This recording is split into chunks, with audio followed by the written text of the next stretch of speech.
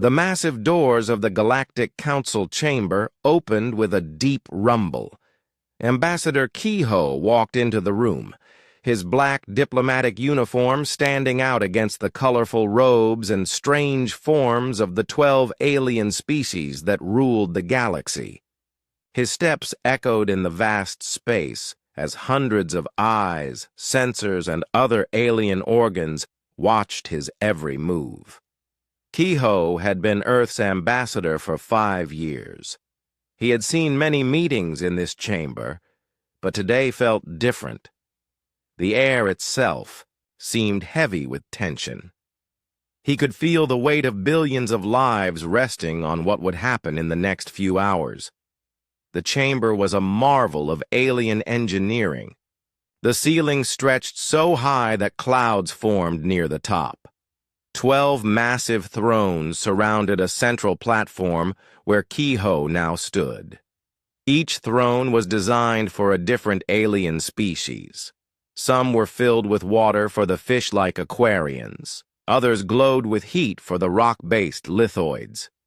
The strangest was the ethereal throne, which seemed to float in empty space. High Commander Zeltar of the Vorthak Empire rose from his throne.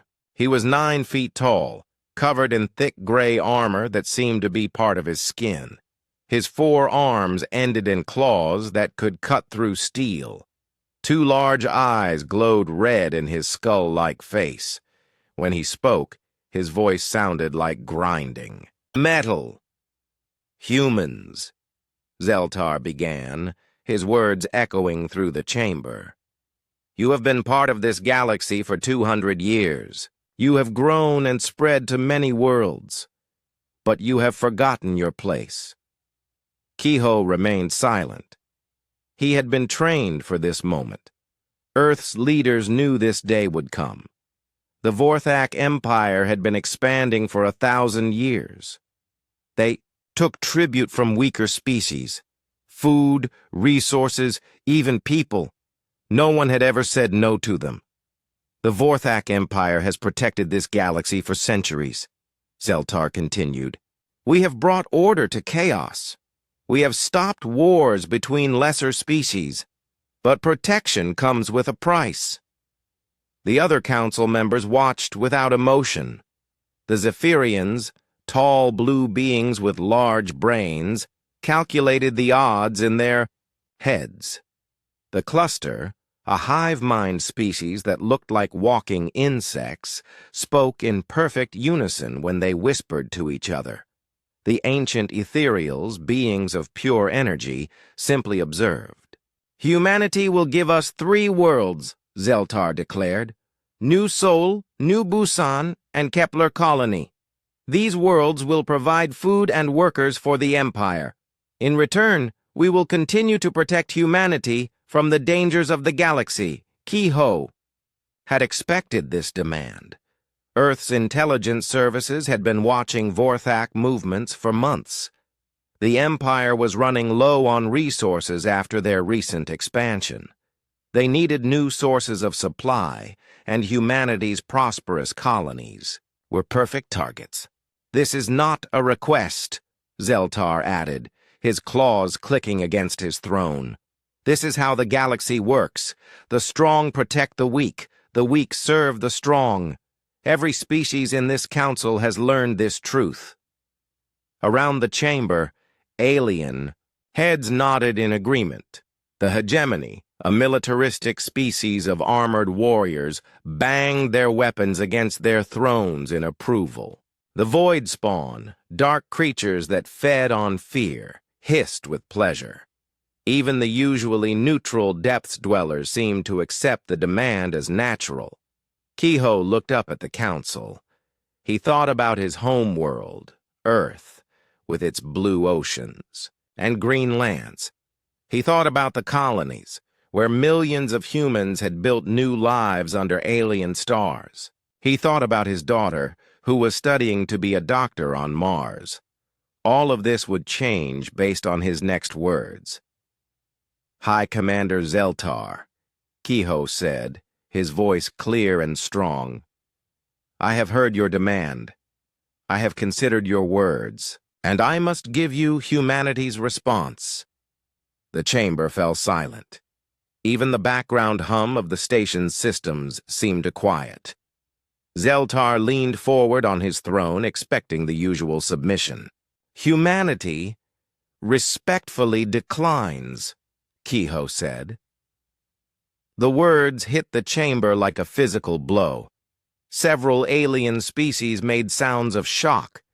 The Zephyrian ambassador's large brain began glowing as he tried to process what he had heard. The clusters, whispers became a loud buzz of confusion. Zeltar stood slowly, his massive form casting a shadow over Kehoe. "What did you say?" "We will not surrender our worlds," Kehoe repeated. "We will not send our people to serve as slaves. Humanity has built these colonies with our own hands. We have harmed no one. We have followed all galactic laws. We will defend what is ours." The ethereal oracle, Zendai, spoke for the first time in the meeting. Her voice seemed to come from everywhere at once. "Ambassador Kehoe, no species has ever refused the Vorthak Empire. Do you understand what you are saying?" "I understand perfectly," Kehoe replied. "Humanity values freedom above all else. We would rather fight and die free than live as slaves." Zeltar's red eyes blazed with anger. "You speak of fighting? Your species has barely left your home star system. You have no great fleets. Your weapons are primitive.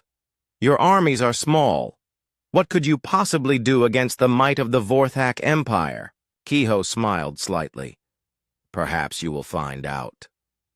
The chamber erupted in chaos.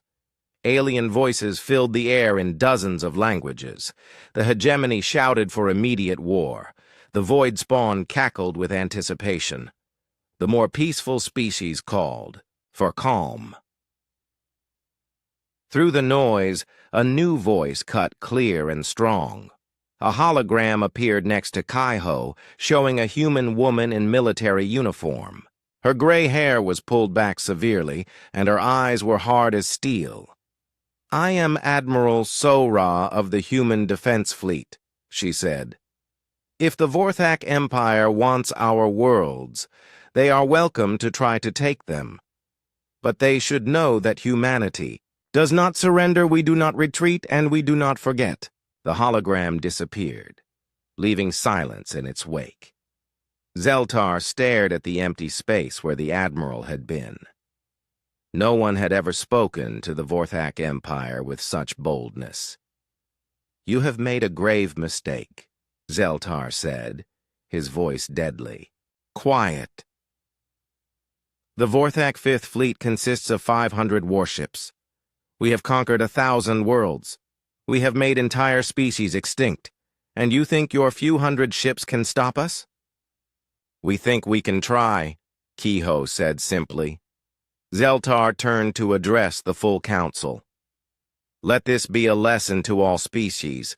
This is what happens when the weak forget their place. The Vorthak Empire gives humanity 30 standard days to reconsider. When that time ends, we will take not 3 worlds, but all of them.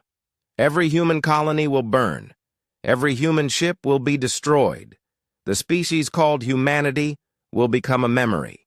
He sat back down on his throne with a sound like thunder. "This council session is ended. In 30 days, you will witness the price of defying the Empire." As the council members began to leave, many looked at Kehoe with expressions that mixed pity with curiosity. Some seemed sad that such a young species would choose extinction. Others wondered if humanity knew something the rest of the galaxy did not. Kehoe walked out of the chamber with steady steps. Behind him, he could hear alien voices discussing humanity's chances. Most gave them no hope at all. A few wondered if there might be more to humans than met the eye. As the ambassador's ship left the station, a message was already racing through space toward Earth. The message was simple. 30 days. Prepare for war. On 1,000 human worlds, the message was received. And on every world, the same response came back. We are ready. The galaxy was about to learn that humanity had been preparing for this moment since the day they first met, an alien species. They had hoped for peace, but they had never stopped preparing for war. And when humans went to war, they fought like nothing the galaxy had ever seen. The war room on Luna Base buzzed with activity. Admiral Sora stood before a massive holographic display showing the entire human sphere of influence. Red dots marked Vorthak fleet positions. Blue dots showed human colonies and military installations. Yellow lines traced possible attack routes and supply chains. Sora had been preparing for this moment her entire career. Born on Mars during the early days of human expansion, she had watched alien species with careful eyes. She had studied their wars, their tactics, their weaknesses. While other humans celebrated peaceful contact with alien civilizations, Sora had been building Earth's defenses. Report, she said to the assembled officers. General Minho stepped forward. He commanded the Terran Marine Corps, the backbone of human ground forces. His scarred face told the story of a dozen border conflicts that the civilian population never knew about. All Marine divisions are at full readiness. We have 3 million active troops and 15 million reserves. Every colony has local defense forces trained and equipped. Admiral Ye Jin spoke next. She was younger than Sora, but had proven herself in several deep space operations. The fleet is ready. We have 800 warships of various classes. Not as many as the Vorthak, but our crews are well trained and highly motivated. Sora nodded. The numbers looked bad on paper. 800. Ships against 500 sounded good until you realized that Vorthak ships were much larger and more heavily armed. But numbers were not everything in war. What about the Ghost Division? Sora asked. A man stepped out of the shadows near the wall. Commander Jae-sung was so quiet that some people forgot he was in the room. He led humanity's most secret military unit. The Ghost Division had been operating for 50 years, and no alien species knew they existed. We have operatives throughout Vorthak space, Jae-sung said in his soft voice. Supply depots, communication centers, fleet bases. When the time comes, we can cause significant disruption behind enemy lines. Sora allowed herself a small smile. The aliens thought they knew everything about human military capabilities. They were wrong. Dr. Yunbi entered the room carrying a data pad. As head of human military intelligence, she knew more about alien technology than any other human. I have the analysis you requested, she said. Vorthak ships rely heavily on their energy shields, but we have found weaknesses. She activated a new hologram showing a Vorthak battleship. Their shields are powerful but rigid. They cannot adapt quickly to new types of attacks. Our kinetic weapons can overload their systems if we hit them in the right places. What about their weapons? General Minho asked. Plasma cannons mostly. Very destructive but slow to charge between shots. If we can force them into rapid engagements, we can exploit the gaps in their firing cycles. Admiral Ye Jin studied the display. Their ships are bigger than ours. They probably expect us to fight at long range, where their heavy weapons have the advantage. Then we fight close, Sora said. Human ships are faster and more maneuverable. We use that. The discussion continued for hours. Every detail was examined. Every weakness was noted. Every advantage was planned for. This was how humans approached war, with careful preparation and absolute determination. On Earth, The news of the Vorthak ultimatum had spread quickly. In cities around the world, people gathered to watch the news broadcasts. Some were afraid, others were angry, but most showed the quiet determination that had carried humanity to the stars. President Kim stood before the Global Assembly in Geneva. "My fellow humans," she said, "we face a choice. We can surrender our freedom for the promise of safety, or we can stand and fight for the right to determine our own future." The Assembly voted unanimously. Humanity would fight. Across human space, the war machine began to move. On New Seoul, Governor Boram supervised the evacuation of civilians to hidden shelters. The city looked empty, but hidden beneath the streets, defense systems came online. Weapons platforms rose from concealed positions. What looked like a defenseless colony was actually a fortress. Mining ships in the asteroid belt received new orders. Their industrial tools were converted into weapons. Cargo haulers were fitted with armor and guns. Every vessel that could carry a weapon became part of the defense fleet. On Mars, the great shipyards worked around the clock. Civilian factories retooled to produce military equipment. The orbital platforms that had built peaceful exploration ships now assembled warships. The Red Planet became a hive of military production. Han Sol, leader of the new Busan colonial militia, addressed his people in the town square. "They want our world," he said.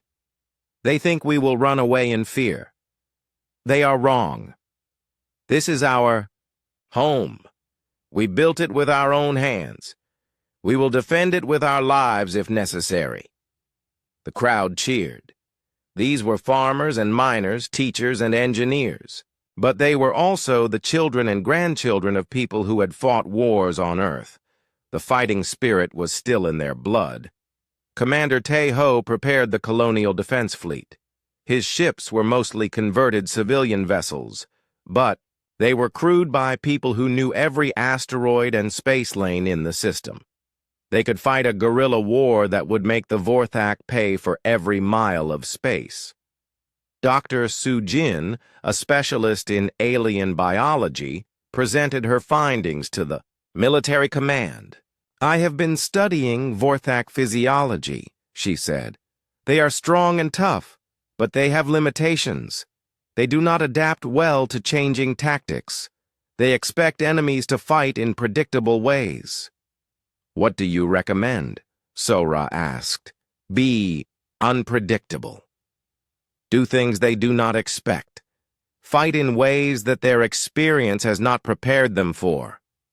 Sora nodded. Humans had always been good at adaptation.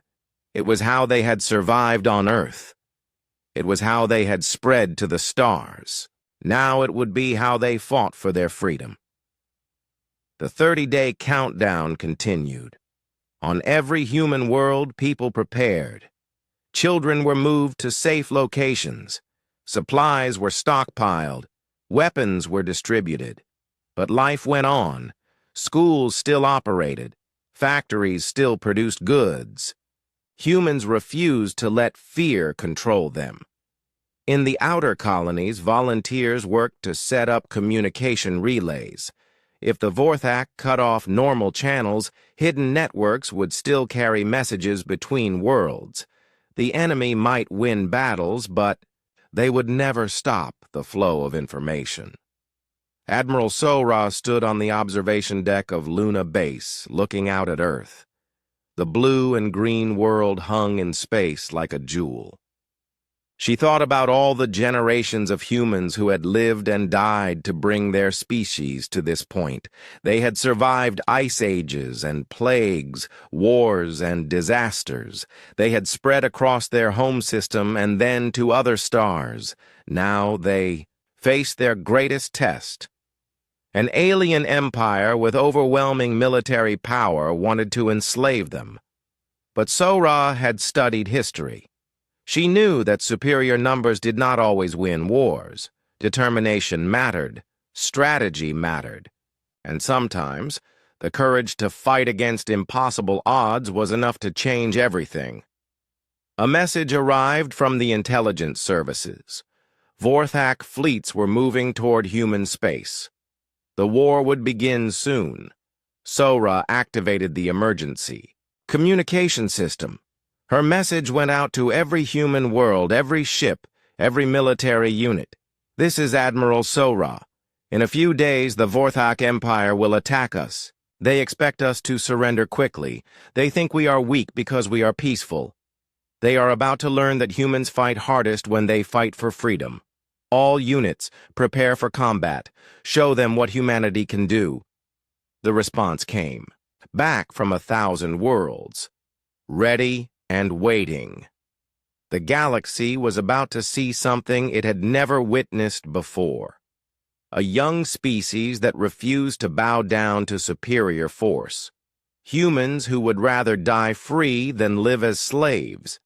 And when the OE fighting began, the aliens would learn that sometimes the smallest species could have the biggest impact on the universe. News of humanity's defiance spread across the galaxy faster than light itself. On 1,000 worlds, alien beings received the shocking report with disbelief. No species had ever said no to the Vorthak Empire. The very idea seemed impossible. On the crystal cities of Zephyria Prime, the blue-skinned scholars gathered in their great libraries. These beings prided themselves on logic and calculation. Their massive brains could process complex mathematics in seconds. Now they tried to understand the human decision. Kethra, the chief military strategist, stood before a holographic display showing human space. Her large brain pulsed with blue light as she analyzed the data. "The humans have 800 ships," she said to her colleagues. "The Vorthak have 500, but Vorthak ships are 3 times larger. Their weapons are more powerful. Their shields are stronger." "Then why do the humans resist?" asked another Zephyrian. Kethra studied the tactical information. "I do not know. Perhaps they do not understand the odds against them. Or perhaps they understand something we do not." She had been studying human military records for years. Humans fought differently than other species. They used tactics that seemed chaotic but somehow worked. They took risks that logical beings would never attempt. They fought hardest when the situation looked most hopeless. "There is something unusual about their ship designs," Kethra noted. "Their vessels are smaller but faster. They appear to be built for close combat rather than long-range battles. This suggests they plan to fight in ways the Vorthak do not expect." On the water world of Aquatica, the fish-like depths dwellers swam in their deep ocean cities. They had been paying tribute to the Vorthak for 300 years. Their children were taken as workers. Their resources were shipped to the Empire. They had learned to accept their fate. But now, in the deepest trenches where the Vorthak could not easily reach, secret meetings took place. Elder Morgan, leader of the Hidden Resistance, spoke to a gathering of young depths dwellers.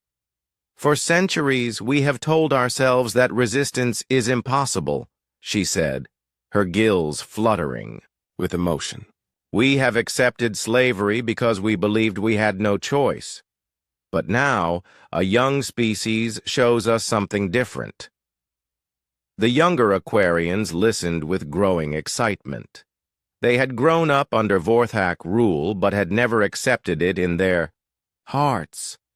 "The humans are small in number," Morgan continued. "Their technology is inferior. Their military is weak compared to the Empire. But they choose to fight anyway. They choose freedom over safety." "What can we do?" asked one of the young rebels. "We watch. We wait.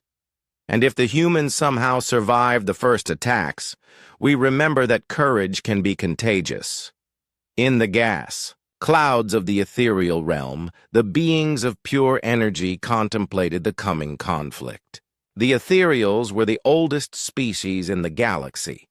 They had seen empires rise and fall. They had watched species appear and disappear. To them, most galactic events were temporary disturbances in the cosmic order. But Zendai, the oracle of the ethereals, experienced something she had not felt in 1,000 years. Her energy form flickered with uncertainty as visions of the future filled her consciousness. She saw fire among the stars. She saw ships burning in the void. She saw courage that burned brighter than suns. And she saw something else, something that troubled her ancient mind. She saw change coming to the galaxy, change that would affect every species. "The humans will lose," she whispered to her fellow ethereals. "But their loss will not be the end. It will be the beginning of something new." On the war world of hegemonia, the armored warriors sharpened their weapons and laughed at human foolishness. The hegemony had served the Vorthak Empire for 500 years. They provided soldiers and received the right to conquer smaller worlds. General Thakmor addressed his troops in the great training arena. "Soon we will witness the destruction of the humans," he declared. "They think courage can defeat superior firepower. They will learn otherwise." His soldiers cheered and beat their weapons against their shields. They looked forward to the coming battle. Perhaps the Vorthak would allow them to claim some human worlds as their own. But in the back of the arena, a few younger warriors remained silent. They remembered stories their grandparents told about the old days, before the hegemony served the empire. Stories about fighting for their own freedom instead of taking freedom from others. In the dark corners of space where the void spawn lurked, the parasitic creatures sensed opportunity. They fed on fear and despair. The coming war would provide both in abundance. They began moving their fleets toward human space, ready to feast on the terror that would follow the Vorthak attack. But even the void spawn felt something unexpected. The humans did not broadcast fear. Instead, their communications carried determination, anger, and something the parasites did not understand: hope. On the insect world of the cluster, millions of beings thought with one mind. The hive mind had perfect unity and perfect efficiency. They could not understand why humans would choose certain death over submission. "Resistance is illogical when defeat is certain," the cluster declared in perfect unison. "The humans must be defective. This explains their poor decision." But deep in the hive, a few individual insects experienced something their species was not supposed to feel. They felt admiration for the humans' choice. And for the first time in their lives, they wondered what it would be like to make their own decisions. The Galactic Council called an emergency session. Representatives from all species gathered to discuss the crisis. Most believed the situation would resolve itself quickly once the Vorthak demonstrated their power. "The humans will surrender after the first battle," declared the lithoid ambassador. His rocky form showed no emotion. "They will realize their mistake and accept the Empire's terms." "Perhaps," said the Zephyrian representative. "But what if they do not?" "Then they will be destroyed," replied the hegemony delegate, "and the galaxy will return to normal." But the ethereal oracle had a different prediction. "The galaxy will never be the same," she said in her otherworldly voice. "What begins in 30 days will echo for 1,000 years." The other ambassadors dismissed her words as mystical nonsense. The ethereals often spoke in riddles, but privately, some began to wonder if there might be truth in her warning. In the gambling houses of Nexus Station, Odds were posted on the coming conflict. Most bookies gave humans no chance at all. A few offered slightly better odds, thinking that desperation might make humans fight harder than expected.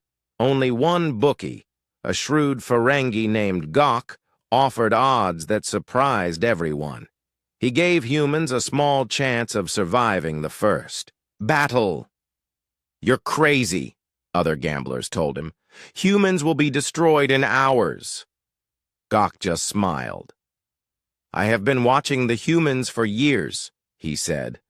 "They are not like other species. They do not think like other species. They do not fight like other species.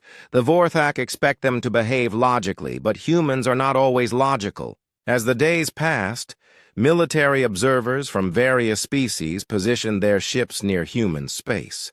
They wanted to witness the battle that would end humanity's brief resistance. Some came to study Vorthak tactics.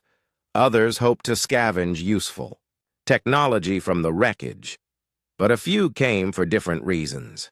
Some wanted to see if courage really could stand against overwhelming force.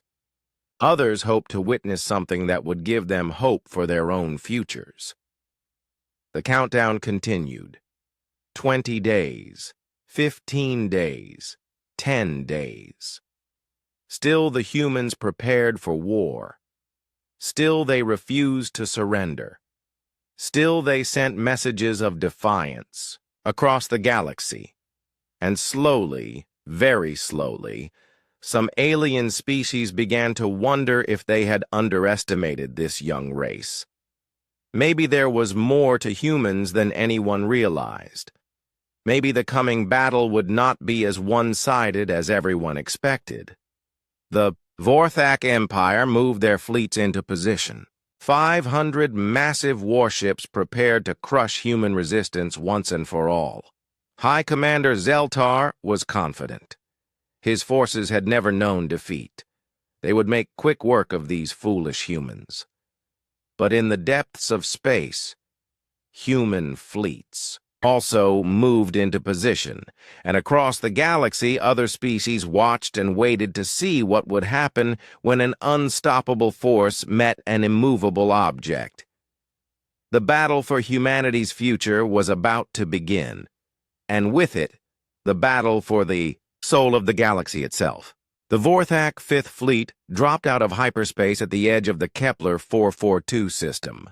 500 massive warships appeared in perfect formation, their dark hulls gleaming under the light of the distant star.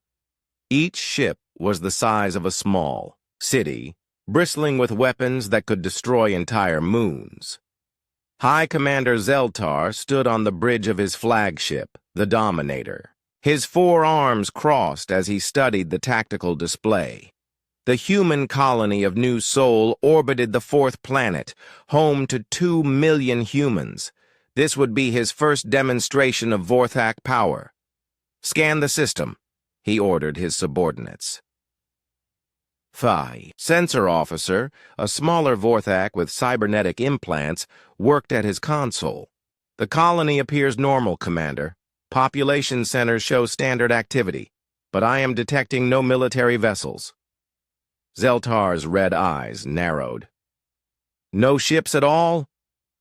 "Correct, sir. The system appears to be undefended." This surprised Zeltar. Intelligence reports suggested that humans had some military capability. Perhaps they had withdrawn their forces rather than face certain destruction. That would be wise, if cowardly. "Open a communication channel to the colony," he commanded. The main screen flickered to life, showing the colonial governor's office. But instead of a frightened human begging for mercy, Zeltar saw an empty room. A holographic message began to play. Governor Boram appeared in the recording. She was a middle-aged woman with graying hair and determined eyes. Behind her, the colonial flag fluttered in an artificial breeze. "I am Governor Boram of New Sol, Colony," she said calmly. "If you are watching this message, it means that hostile forces have entered our system. to those who would take our world by force. I have a simple response. You want our world. Come and take it. The message ended. Zeltar stared at the empty screen for a moment, then began to laugh. His deep metallic laughter echoed through the bridge. The humans mock us, he said to his officers. They have fled like cowards, but left, behind brave words. No matter. We will take their empty world and hunt them down later. The Vorthak fleet moved toward the planet.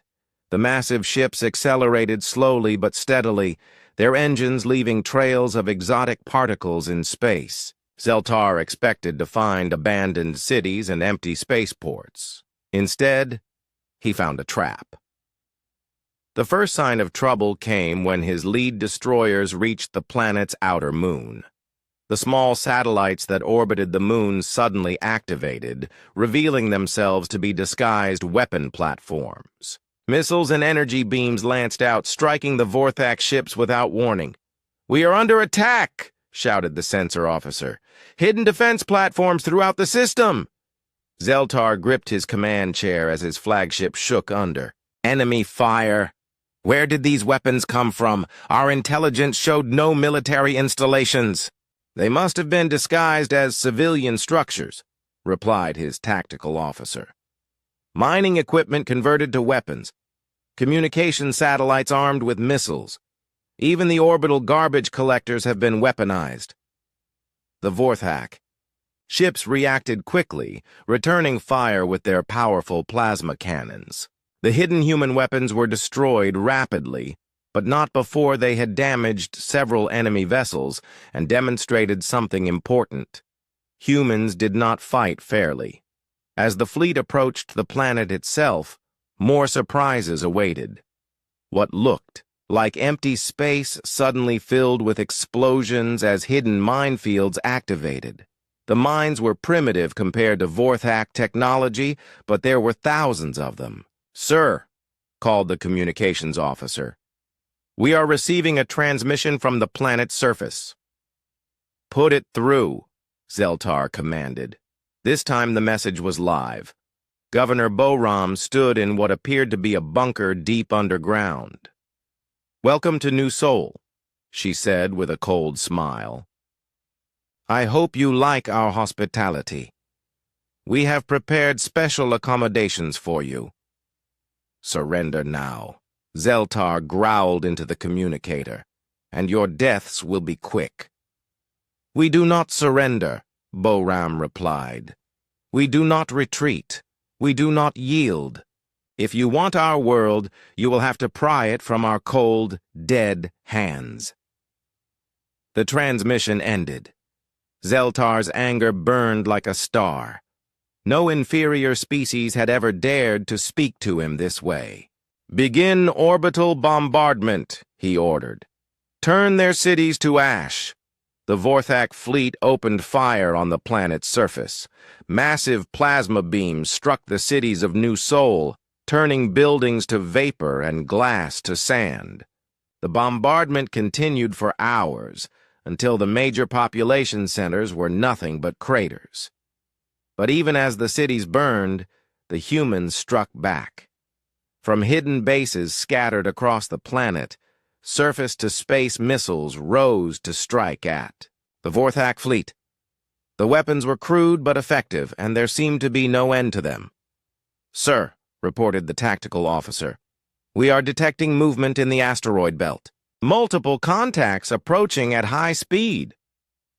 Zeltar turned to see the tactical display. Dozens of small ships were emerging from hiding places among the asteroids. They moved with the quick, darting motions of fighter craft. But something was wrong with the picture. "Those are not warships," said the sensor officer. "They appear to be civilian vessels, mining ships, cargo haulers, even passenger transports." "Then why are they approaching us?" Zeltar demanded. He got his answer moments later when the lead civilian ship rammed directly into one of his cruisers. The impact destroyed both vessels instantly, creating a massive fireball that lit up the darkness of space.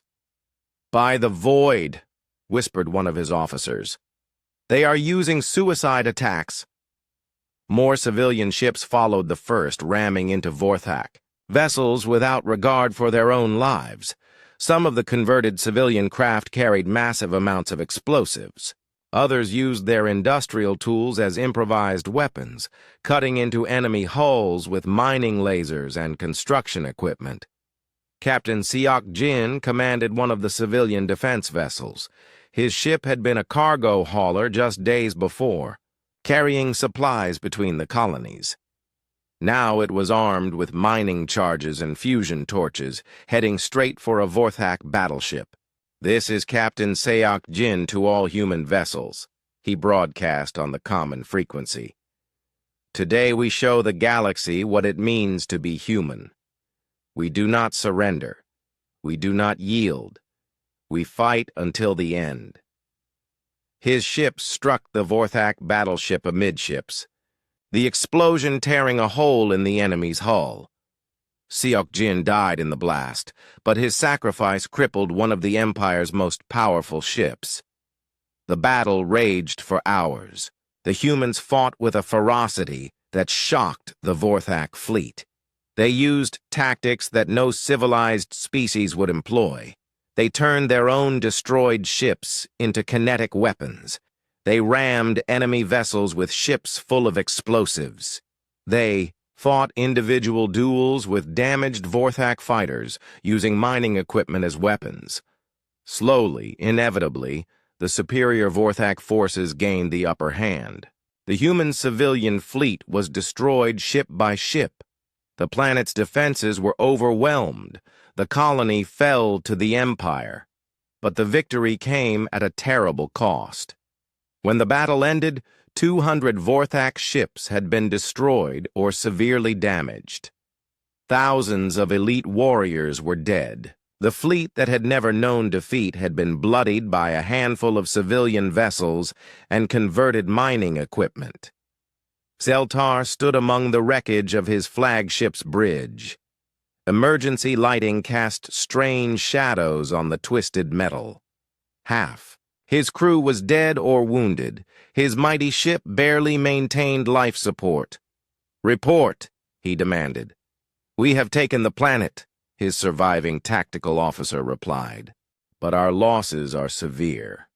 The Fifth Fleet is no longer combat effective." Zeltar stared at the tactical display. The humans were gone, their ships destroyed, their cities burned. But somehow he did not feel victorious. He felt like he had won a battle but lost something more important. "Sir," called the communications officer, "the humans are transmitting a message to the entire galaxy." "Put it through." Governor Boram appeared on the screen one last time. She was in the ruins of her command bunker, injured but still defiant. Behind her, the bunker was collapsing. "This is Governor Boram of New Sol Colony," she said, her voice weak but clear. "Our world has fallen. Our ships are destroyed. Our cities are ash. But we have shown the galaxy something important today. Humanity does not yield. We do not surrender. We do not bow to tyrants." She paused, blood running down her face. "To our fellow humans across the galaxy, remember New Sol. Remember that we fought. Remember that we made them pay for every mile of space, every building, every life. And to the Vorthak Empire, this is just the beginning. You wanted a war. Now you have one." The transmission ended as the bunker collapsed. Governor Boram was gone, but her words echoed across the galaxy. Zeltar stared at the dead screen. He had won the battle, but somehow the humans had claimed victory. They had shown the galaxy that the mighty Vorthak Empire could bleed. They had proven that courage could stand against overwhelming force, even in defeat. And across the galaxy, on 1,000 worlds, other species received the message from New Sol. They saw the images of the battle. They watched civilian ships ramming Imperial battleships. They heard Governor Boram's final words. For the first time in centuries, the oppressed species of the galaxy felt something they had almost forgotten: hope. The news from New Sol spread across human space like wildfire. On Earth, Admiral Sora watched the battle reports in the war room beneath Luna Base. The tactical displays showed the destruction of the outer colony in stark detail. 2 million humans were dead or missing. The colonial fleet was completely destroyed. But Sora did not look defeated. Instead, she smiled coldly. "Phase 1 is complete," she announced to her staff. The room fell silent as officers tried to understand her words. General Minho spoke first. "Admiral, we lost New Sol. 2 million people are dead." "No," Sora replied, her voice hard as steel. 2 million people gave their lives to teach the galaxy a lesson. The Vorthak think they have won a great victory. They are wrong. They have walked into our trap. She activated a new display showing the entire human sphere of influence. What the gathered officers saw made them gasp in surprise. Hidden bases lit up across the map. Secret shipyards revealed themselves. Disguised military installations came online. For 200 years, we have been preparing for this day, Sora continued. Every colony world has hidden defenses. Every mining station has weapons. Every cargo ship can become a warship. The aliens think they know our strength. They know nothing. Admiral Yejin stared at the display. "How many ships do we really have?" 3,000, Sora replied. "And that number grows every day as our hidden shipyards work around the clock." The room erupted in excited voices. 3,000 ships was 10 times what the aliens believed humanity possessed. It was enough to fight a real war. Commander Jae-sung stepped forward from the shadows. "Our agents report that the Vorthak 5th Fleet is badly damaged. They lost 200 ships at New Sol. High Commander Zeltar is requesting reinforcements." "Good," Sora said. "Let them think they need more ships to handle a few human colonies. While they gather their forces, we prepare our real response." On Mars, the great shipyards that had been disguised as mining facilities revealed their true purpose. Massive construction bays opened to space, showing dozens of warships in various stages of completion. The Red Planet had been humanity's secret military center for decades. Dr. Sujin stood on the observation deck of the main construction facility, watching as the newest ships prepared for launch. These were not the converted civilian vessels that had fought at New Sol. These were purpose-built warships, designed specifically to fight the Vorthak Empire. "The enemy expects us to fight like other species," she said to her assistant. "Large, fleets meeting in open space, trading heavy weapons fire until one side breaks. But humans have always been adaptable. We learn from our enemies and use their own strengths against them." The new human ships were smaller than Vorthak vessels, but much faster. They carried experimental weapons based on captured alien technology. Most importantly, they were designed to work together in ways that alien fleets could not match. In the outer colonies, the real war began. Commander Tae-ho led the first human counterattack, targeting the damaged Vorthak ships that remained in the New Sol system. His fleet appeared without warning, striking from multiple directions at once. The Vorthak forces, still repairing their ships from the previous battle, were caught completely off guard. Human vessels moved with a speed and coordination that amazed. Alien observers. They struck hard and fast, then disappeared before the enemy could respond effectively. "This is impossible," Zeltar growled as he watched his ships burn. "Where did these fleets come from? Our intelligence said the humans had only a few hundred ships." His tactical officer worked frantically at his console. "Sir, I am detecting human fleets throughout this sector.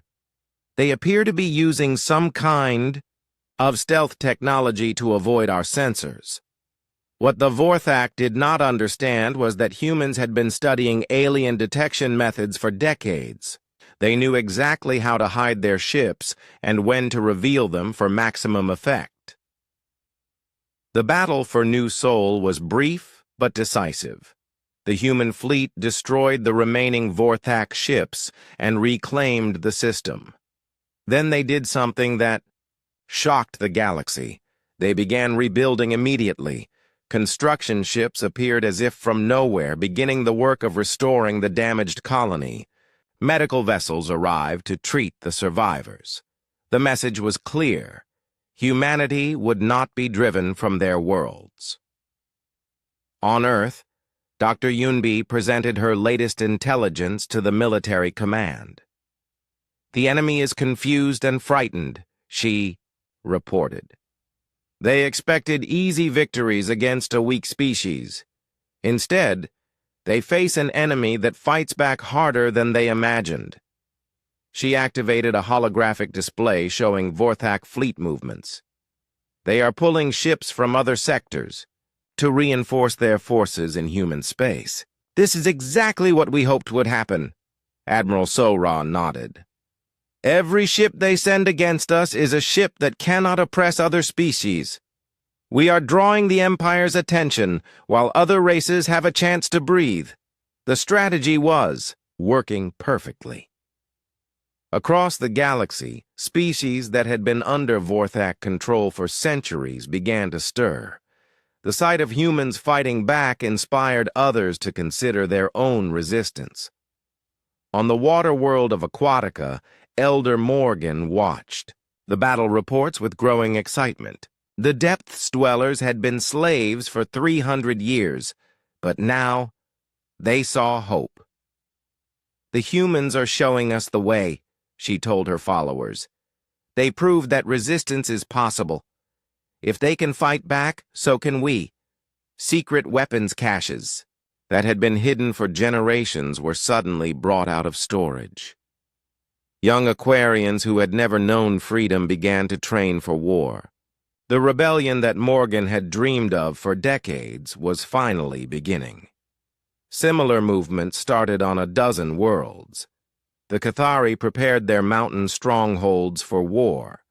The insectoid swarm began to question the unity of their hive mind. Even some members of the hegemony began to remember what it felt like to fight for their own freedom instead of serving others. But the most important changes were happening in human space itself. The species that had seemed weak and peaceful was revealing its true nature. Humans did not just fight to win. They fought to prove a point. They fought to inspire others. They fought because giving up was not in their nature. Commander In Su led a joint operation with alien volunteers who had come to fight alongside humanity.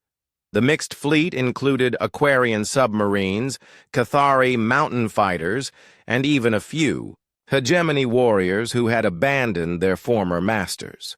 "Today we fight not just for humanity," In Su announced to his diverse crew, "but for the idea that freedom is worth any sacrifice.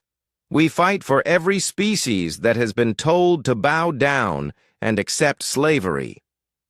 The combined fleet struck at a Vorthak supply depot, destroying ships and supplies that the Empire desperately needed. But more important than the material damage was the symbolic victory. Different species working together against their oppressors. The news of these joint operations spread across the galaxy.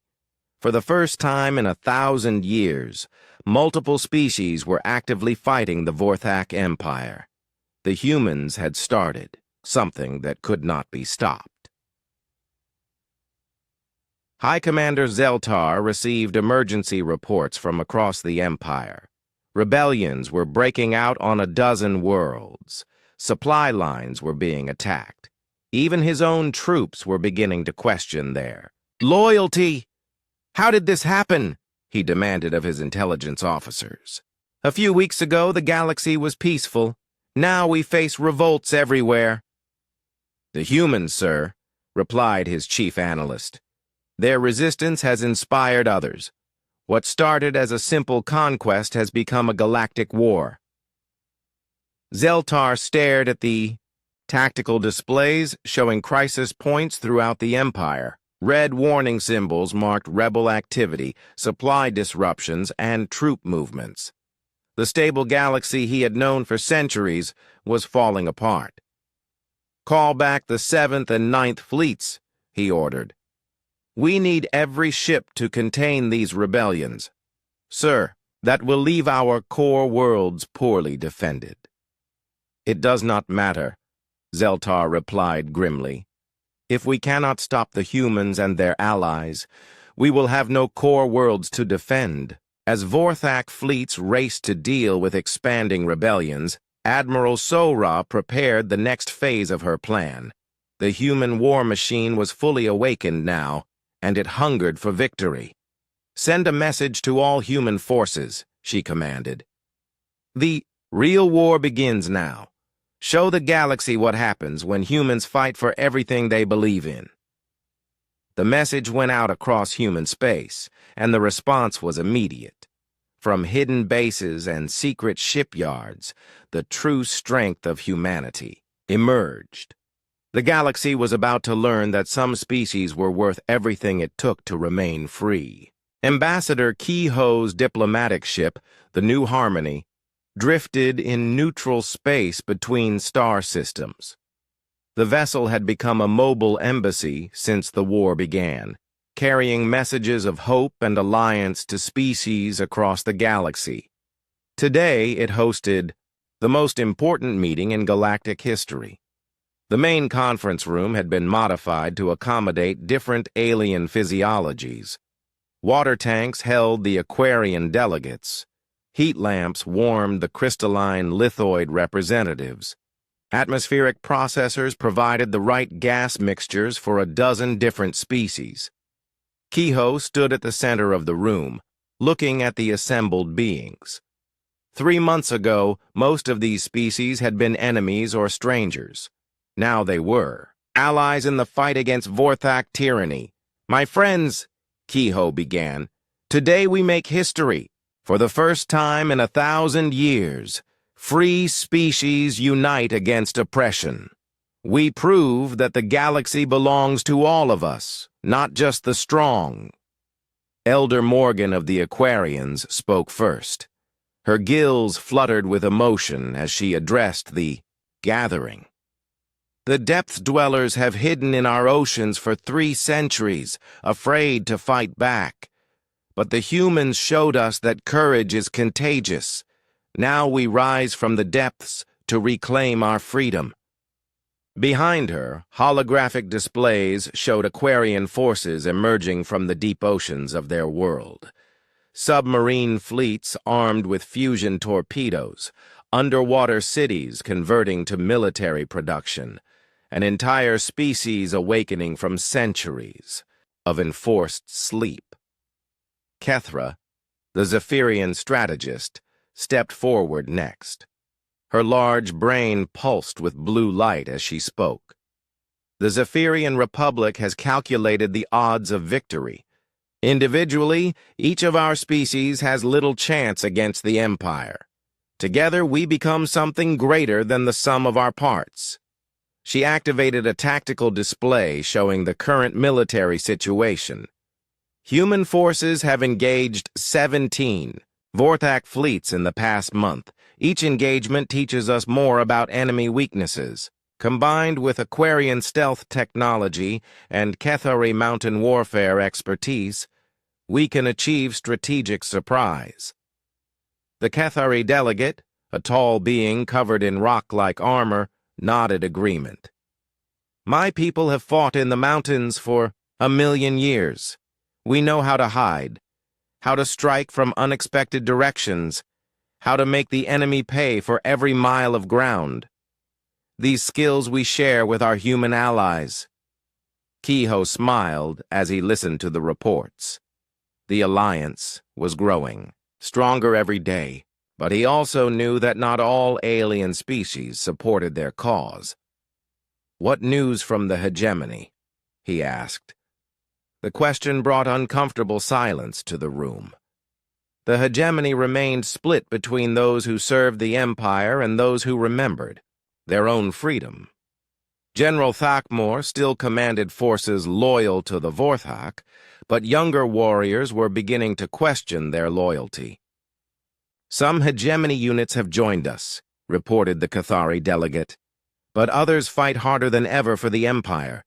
They fear that human victory means the end of their warrior culture.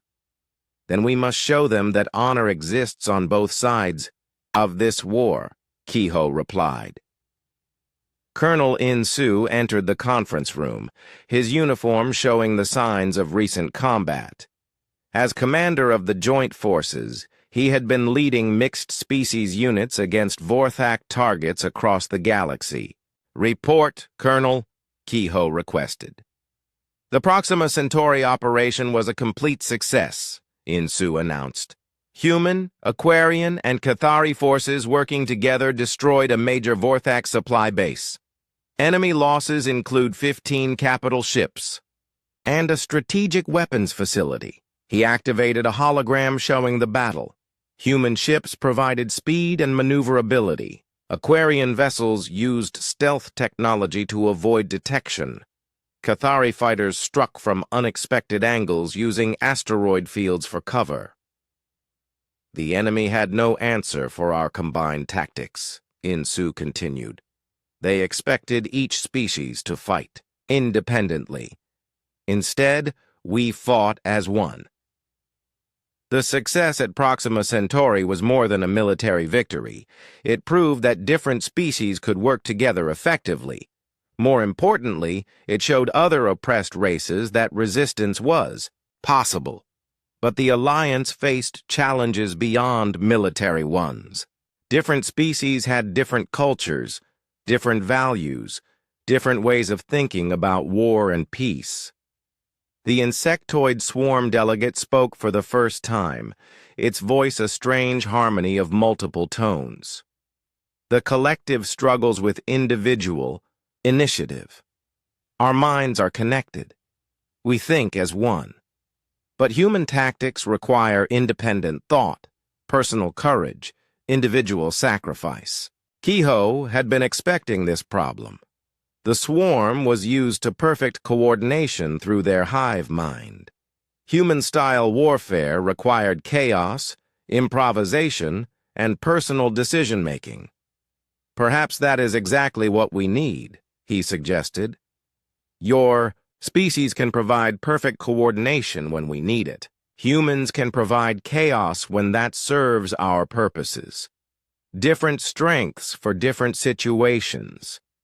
Dr. Su-Jin, the xenobiologist, had been studying the psychological profiles of all allied species. She believed that diversity was humanity's greatest advantage.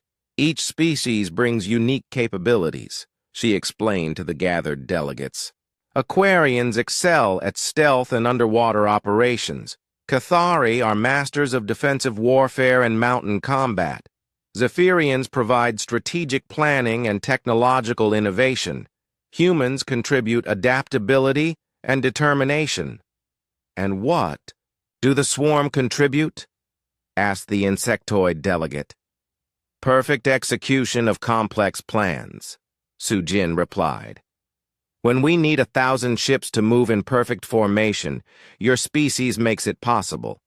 When we need simultaneous attacks across multiple star systems, the collective ensures precise timing." The meeting continued for hours as delegates worked out the details of their cooperation. Supply chains were established, communication protocols were developed, joint training programs were planned. But the most important development was psychological. For the first time in centuries, oppressed species believed they could win. News of the alliance spread across the galaxy, causing different reactions among different groups. On worlds still under Vorthak control, secret resistance movements began to organize.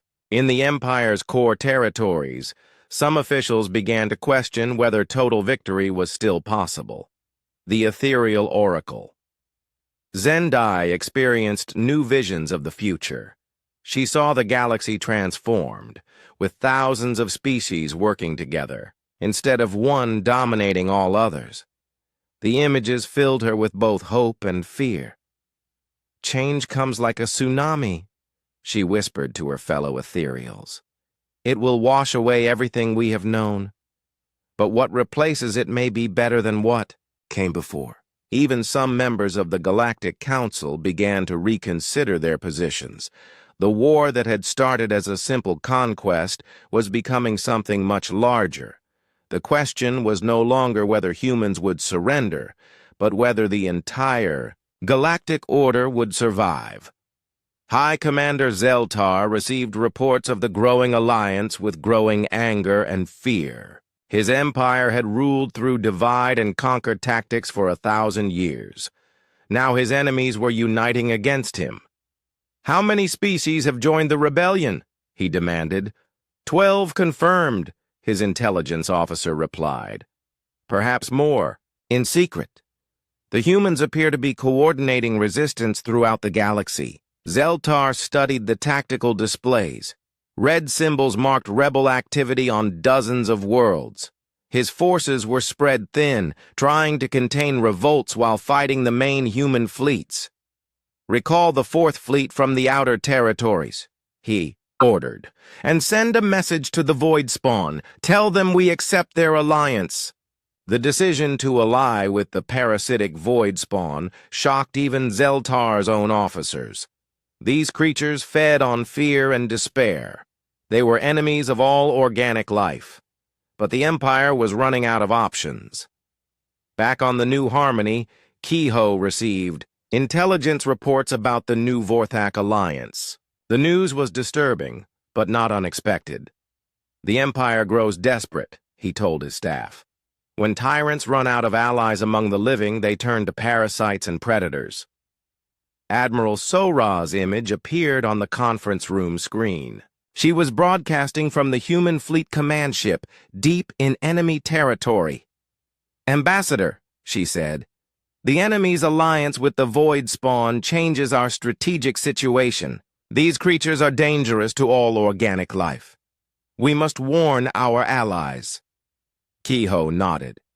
"What do you recommend?" "Joint operations become even more important," Sora replied. "The Void Spawn feed on isolated fear and despair, but they cannot consume courage that is shared among allies. Our unity becomes our greatest weapon against them."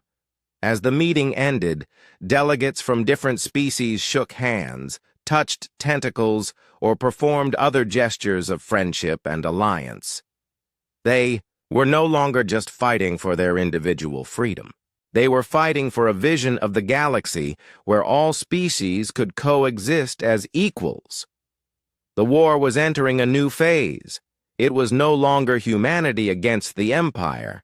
It was freedom against tyranny, hope against despair, unity against domination, and across the galaxy on 1,000 worlds, oppressed beings looked up at the stars and dared to dream of liberation.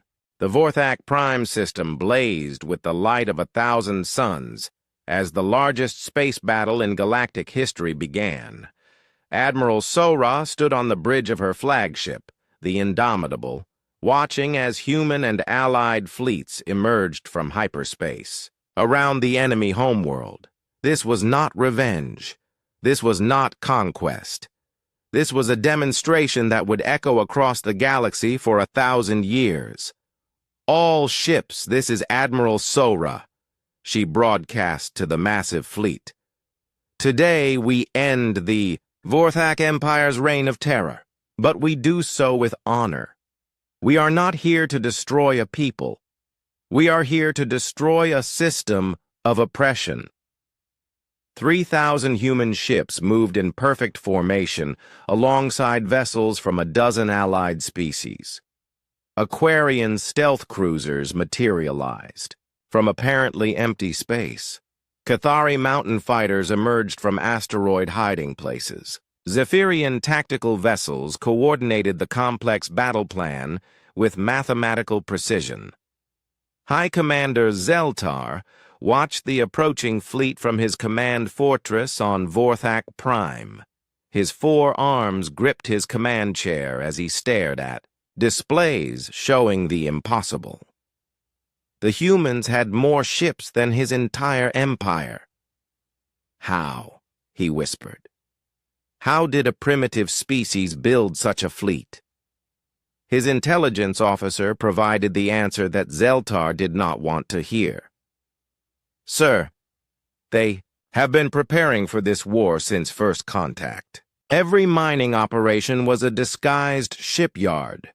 Every peaceful colony was a hidden military base. They made us believe they were weak while they built the strongest fleet in the galaxy. The Vorthak home fleet moved to intercept the attackers. 800 massive battleships, the pride of the Empire, accelerated toward the enemy. These ships had conquered 1,000 worlds. They had never known defeat. But today they faced an enemy unlike any they had encountered before. General Wu Jin commanded the human assault forces from his command ship. His target was not the civilian population of Vorthak Prime, but the military. Installations that had launched 1,000 conquest fleets. All units remember the mission parameters, he broadcast to his troops. Military targets only. No civilian casualties. We are here to liberate, not to destroy. The space battle began, with a coordination that amazed observers throughout the galaxy. Human ships used their superior speed to dart between enemy vessels, striking at weak points and disappearing before the Vorthak could respond. Aquarian stealth ships appeared from nowhere to deliver devastating torpedo attacks. Cathari fighters used the planet's gravity well to slingshot around massive enemy battleships, but the most impressive sight was the swarm fleet. Acting with perfect unity through their hive mind, hundreds of insectoid vessels moved as one organism. They formed shifting geometric patterns that confused enemy targeting systems while delivering precise strikes at critical enemy systems. The battle raged for hours. Vorthak ships, individually more powerful than their opponents, found themselves overwhelmed by superior tactics and coordination.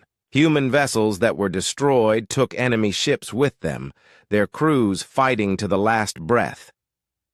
Commander Hisu led a special forces team onto the surface of Vorthak Prime itself. Their mission was to prevent High Commander Zeltar from implementing his final desperate plan, destroying his own homeworld rather than accepting defeat. The ground assault was led by joint teams of humans and aliens working together. Human Marines provided assault capabilities. Cathari warriors used their rock-like armor to absorb enemy fire. Aquarian infiltrators bypassed security systems with their stealth technology. Target the Planetary Defense Control Center, Hisu ordered her mixed species team. If Zeltar activates the planet killers, billions of innocent Vorthak civilians will die. The team fought through the heavily defended capital city. Vorthak soldiers, bred for conquest, found themselves facing enemies who fought with a determination they had never encountered. These were beings fighting for freedom, for justice, for the right of all species to determine their own futures. In space, the battle reached its climax as Admiral Sora's flagship engaged Zeltar's personal command ship, the Eternal Dominator. The massive Vorthak vessel was 3 times the size of the human ship, but Sora had advantages that size could not match. "All batteries," Target their weapon systems, she commanded. Disable, don't destroy. We want prisoners, not martyrs. The Indomitable danced around the slower enemy ship, striking with precision at key systems. Human engineering crews worked frantically to keep their smaller ship functioning under the tremendous strain of battle. On the planet's surface, Commander Haisu's team reached the Defense Control Center just as Zeltar gave the order to activate the planet-killing weapons. The Vorthak commander, faced with inevitable defeat, had chosen to destroy his own world rather than surrender. "Stop!" Haisu shouted as she burst into the control room. "There are billions of innocent people on this planet." Zeltar turned to face her, his red eyes blazing with hatred and despair. "Better that Vorthak Prime dies free than lives enslaved." "No one wants to enslave you," Haisu replied, keeping her weapon trained on the Vorthak commander. "We want to free the galaxy from oppression. That includes freeing your own people from the tyranny of your empire." "You lie," Zeltar snarled. "The strong dominate the weak. That is the law of the universe." "That is the law of your empire," Hiesu corrected. "But it doesn't have to be the law of the galaxy." The confrontation lasted only seconds, but it seemed like hours. Finally, Zeltar's hand moved toward the activation switch. Hiesu had no choice but to fire, stunning the Vorthak commander before he could destroy his own world. Dr. Chang Min, a human philosopher warrior who had accompanied the assault team, stepped forward to address the surviving Vorthak officers in the control room. "We could have bombarded your world from space," he said quietly. "We could have killed every Vorthak in the galaxy. Instead, we came here to save your people from their own leaders. That is the difference between conquest and liberation." In space, the battle was ending. The Vorthak fleet, leaderless and demoralized, began to surrender ship by ship. Some vessels fought to the end, their crews choosing death over submission, but most accepted the inevitable. Admiral Sora received the surrender of the Vorthak home fleet on the bridge of her flagship. She stood across from Admiral Vorthak, Zeltar's second-in-command, as the formal ceremonies took place. "I offer the surrender of the Vorthak Defense Fleet," Vorthak said, his voice hollow with defeat. "I accept your surrender," Sora replied. "But understand this, we do not come as conquerors. We come as liberators. Your people will be free to choose their own government, their own future." Vorthak stared at her in confusion. "You do not plan to rule us?" "We plan to help you learn to rule yourselves," Sora answered. "Freedom is not something that can be given. It must be chosen." The news of Vorthak Prime's fall spread across the galaxy in hours, on 1,000 worlds. Species that had been enslaved for centuries looked up at the stars and realized that their oppression was ending. But perhaps the most important moment came when Admiral Sora addressed the entire galaxy from the steps of the former Imperial Palace on Vorthak Prime. Her words were broadcast to every world, every ship, every being in known space. "Today, tyranny dies in this galaxy," she said. "But tyranny is not defeated by replacing one empire with another. It is defeated by ensuring that no single species ever again has the power to dominate all others." She paused, looking up at the sky where ships from dozens of species orbited the liberated world. "We propose a new galactic order, one based on cooperation instead of domination, one where differences are celebrated instead of crushed, one where the strong protect the weak instead of exploiting them." The speech concluded with words that would be remembered for millennia. The age of empires is over. The age of freedom has begun. As celebrations erupted across the galaxy, High Commander Zeltar sat in a detention cell, contemplating the fall of everything he had believed in.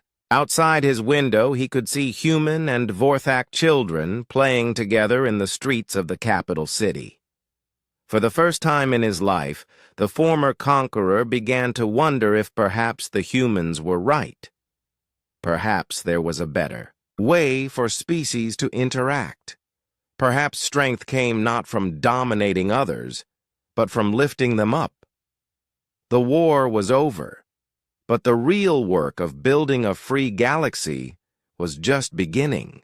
The Great Assembly Hall on New Geneva Station buzzed with voices speaking in hundreds of languages. 6 months after the fall of Vorthak Prime, representatives from every known species in the galaxy had gathered to write a new chapter in galactic history.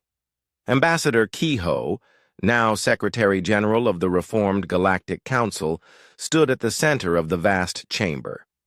The old council had been dissolved, its hierarchy of strong over weak replaced by something unprecedented, true equality among all species. "My friends," Kehoe began, his voice carrying to every corner of the hall through advanced translation systems, "6 months ago, we were enemies or strangers. Today, we are partners in building a galaxy where freedom is not a privilege of the strong, but a right of all." The assembly represented the most diverse gathering in galactic history. Former Vorthak officials sat next to Aquarian freedom fighters. Kethari mountain warriors shared benches with Zephyrian philosophers. Even the mysterious Ethereals had sent representatives to participate in the new order. Dr. Eun Jung, the human historian recording these events, noted the irony in her official log. The species that seemed weakest when they joined the galactic community now leads the effort to create a just society among the stars. The work had not been easy. Centuries of oppression had left deep wounds. Among many species, some wanted revenge against their former oppressors. Others feared that freedom was just another form of chaos. Elder Morgan of the Aquarians spoke for many when she addressed the assembly. "My people suffered under Vorthak rule for 300 years. Our children were taken as slaves. Our resources were stolen. Our culture was nearly destroyed. How do we forgive such crimes?" It was former High Commander Zeltar who answered her. The Vorthak leader had been allowed to address the assembly as part of the reconciliation process. His once proud armor was gone, replaced by simple civilian clothing. His 4 arms, which had once commanded fleets of conquest, now gestured humbly as he spoke. "Elder Morgan," he said, his voice heavy with regret, "I cannot ask for forgiveness. I can only promise that the Vorthak people will spend generations trying to earn it. We were taught that strength meant domination. The humans have shown us that true strength means protection."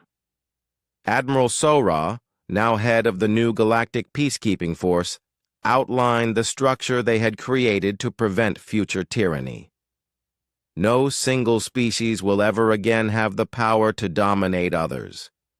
Military forces will be international, economic resources will be shared, political decisions will require consensus among all members. The swarm delegate, speaking in the harmonious voice of their collective consciousness, raised an important question. What happens when species disagree? How do we resolve conflicts without war?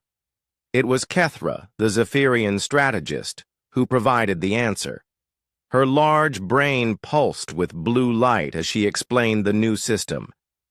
Mediation councils, with representatives from neutral species, economic incentives for peaceful resolution, and if necessary, intervention by the peacekeeping forces to protect the innocent. The discussion continued for days as delegates worked through the complex details of governing a diverse galaxy. Every species had different needs, different cultures, different ways of thinking about law and justice. Young So Young, a recent graduate of the new Galactic Academy, watched the proceedings from the observer gallery. She would soon begin her assignment as part of the peacekeeping forces, working alongside beings from dozens of different worlds. "It is like watching the birth of a new form of life," she whispered to her companion, a Cathari cadet named Stonewalker. "Not a single organism, but a community of different species working together. The work of rebuilding affected every corner of the galaxy. On former Vorthak colony worlds, liberation forces helped establish new governments chosen by the local populations. Species that had been scattered by conquest were reunited with their homeworlds. Commander Insu, now coordinator of reconstruction efforts, reported to the Assembly on the progress. 17 worlds have established new democratic governments. 300 million displaced persons have been returned to their homes. Former slave populations are receiving education and training to build new lives. But perhaps the most remarkable changes were happening on Vorthak Prime itself.